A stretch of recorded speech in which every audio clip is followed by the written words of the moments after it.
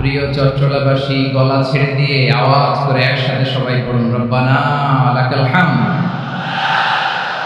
হামদান কাসীরান তাইয়িবান মুবারাকান ফি ইয়া রাব্বি লাকাল হামদু কামা ইয়ানবাগি লিজালালি ওয়াজহিকা ওয়া আযীমি সুলতানিকা লাকাল হামদু বিল ঈমান লাকাল হামদু বিল ইসলাম লাকাল হামদু বিল কুরআন। আল্লাহ রাব্বুল ইজ্জা ওয়াল জালালের দরবারে শুকরিয়া জ্ঞাপনের পাশাপাশি আমি আজকের এই ঐতিহাসিক চট্টগ্রামের প্যারেড ময়দানে আয়োজিত 5 দিন ব্যাপী তাফসীরুল কুরআন মাহফিলের যারা সম্মানিত আয়োজকবৃন্দ, ইসলামী সমাজ কল্যাণ পরিষদ চট্টগ্রামকে অন্তরের অন্তঃস্থল থেকে ধন্যবাদ এবং মোবারকবাদ জানাতে চাই, যারা দীর্ঘ কয়েক মাস ব্যাপী অনেক কষ্ট করে, অনেক ডিজাইন করে, অনেক প্ল্যান প্রোগ্রাম করে চমৎকার একটি কোরআনের বাগানকে সাজিয়েছে। আজকের এই প্রোগ্রামের সম্মানিত সভাপতি, প্রধান অতিথি, বিশেষ অতিথি, মঞ্চে উপবিষ্ট উলামায়ে কেরাম, কমিউনিটি লিডার্স, চট্টগ্রামের বিভিন্ন পর্যায়ের বিভিন্ন দলের সামাজিক, ধর্মীয়, রাজনৈতিক নেতৃবৃন্দ, ব্যবসায়ী ভাইরা, চাকরিজীবী ভাইরা, শ্রমজীবী ভাইরা, ছাত্র ভাইরা, পর্দার আড়ালে আমার মায়েরা এবং বোনেরা, সাংবাদিক বন্ধুরা, মিডিয়া কর্মী, ইউটিউবার্স, ভলান্টিয়ার্স, আপনাদের সবাইকে অন্তরের অন্তঃস্থল থেকে শুভেচ্ছা জানাই, মোবারকবাদ জানাই। আপনারা সবাই কেমন আছেন? সবাই ভালো আছেন? সুস্থ আছেন?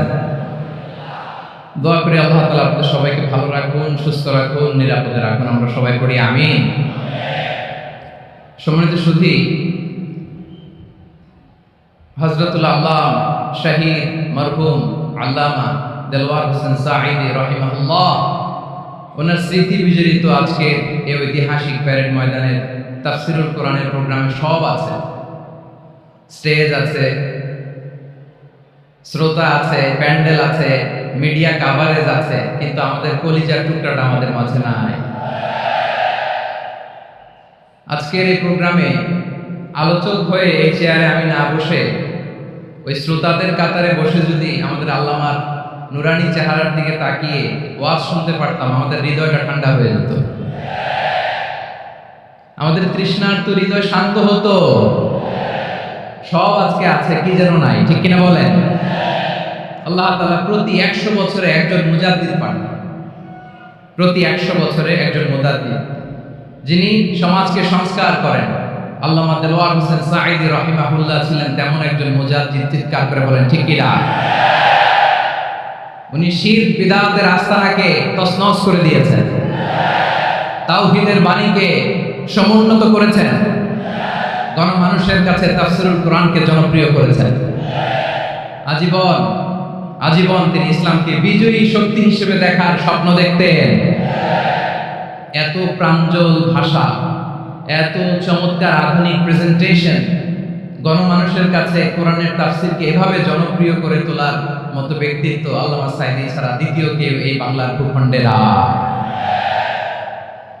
এই যে তাফসীরুল কোরআন, এই যে টার্মিনোলজি, এই টার্মটাই উনি আসলে জনপ্রিয় করেছেন। আমরা আগে জানতাম না যে এইভাবে তাফসীর করা যায়, এভাবে scientific indications of the Holi কোরআনকে মানুষের কাছে পেশ করা যায়, এভাবে এত জীবন ঘনিষ্ঠ করে, এত ইন্টারঅ্যাক্টিভ করে কোরআনের কথাগুলো মানুষের কাছে উপস্থাপন করা যায়।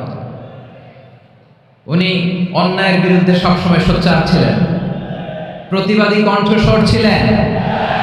ওনার আলোচনা শুনলে দেহের রক্ত টকবক করে ফুটতে থাকতো। আল্লাহু আকবার, আল্লাহু আকবার, আল্লাহু আকবার।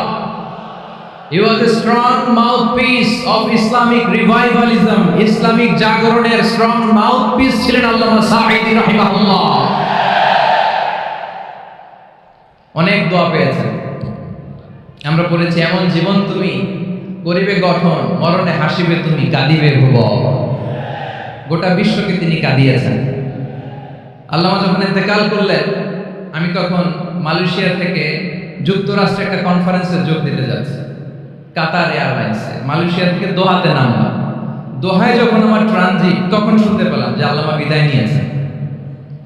সোশ্যাল মিডিয়ায় শুনে বিশ্বাস করতে পারলাম না। মুহূর্তের মধ্যেই মাসুদ সাইদি ভাইকে মেসেজ করলাম, উনি কোনো উত্তর দিতে পারলেন না। মাসুদ ভাইয়ের সাথে